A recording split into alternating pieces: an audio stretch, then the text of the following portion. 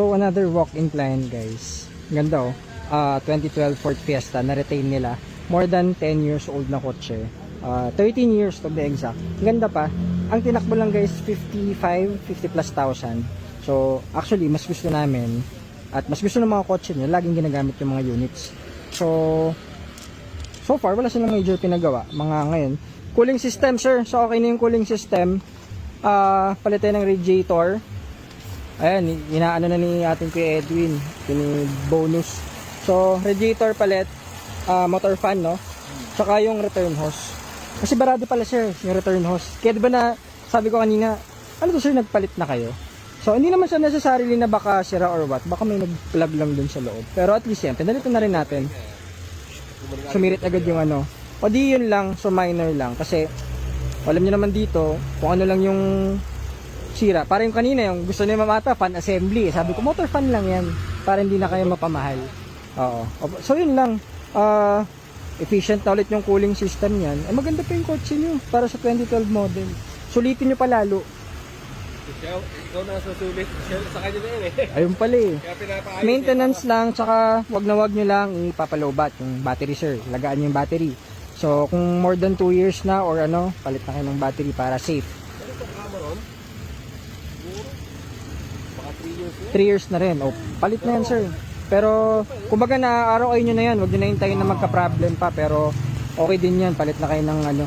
Para okay cooling system, okay yung electronics nyo. At pwedeng long drive nyo lang. O yan guys. So first own. Malamig na. Malamig pa rin. Oo.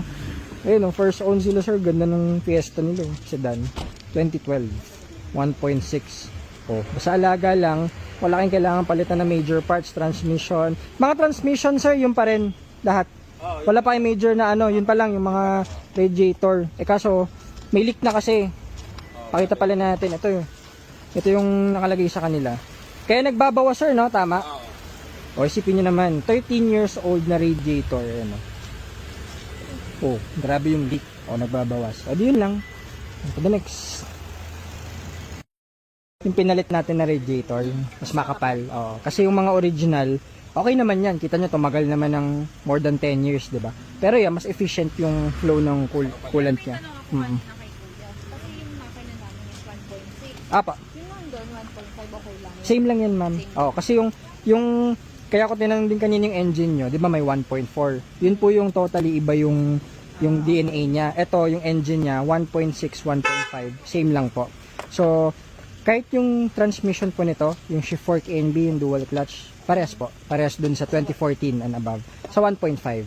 So, ayan, kahit yung motor fan, yung radiator, kahit yung mga engine yan, spark plugs, oil, yes, same lang po. Battery, transmission, radiator, motor fan, yan, parehas. Reserve batang, same lang siya. Ang nagkaiba lang talaga yung 1.4. So, kahit yung mga EcoSport, same po yan ng mga transmission, mga ganun. Yan, motor fan, same din siya. Pero wala ka bang ma-recommend na shop na pwedeng pagpalitan ng busina? Busina, sir. Ano ba yung busina niya, sir? Bumili ako ng aftermarket. Wiring-an. Tapos, direkta ng gano'n eh. Direkta kaya naiinis ako. Kasi kung sa ganyan, sir, meron kaming marirecommend yung aming magaling na electrician dito sa may Araneta. Kung gusto nyong magpalit ng any busina, kasi alam niyo yung voltage, halimbawa, lalagyan nyo ng medyo malakas yung mga Bosch, naglalagay yan ng parang extra relay para hindi ma-burn yung ano, hindi mag-short yung battery, yung mga kasi yung iba kasi ewan ko lang kung anong ginawa diyan, tatap lang. So, yun yung delikado. Oo, sige po, sige po. Yung pangalan mo para banggitin ka. Sabihin niyo GTA, para may mga discounts. Alam po nila yan, GTA cars.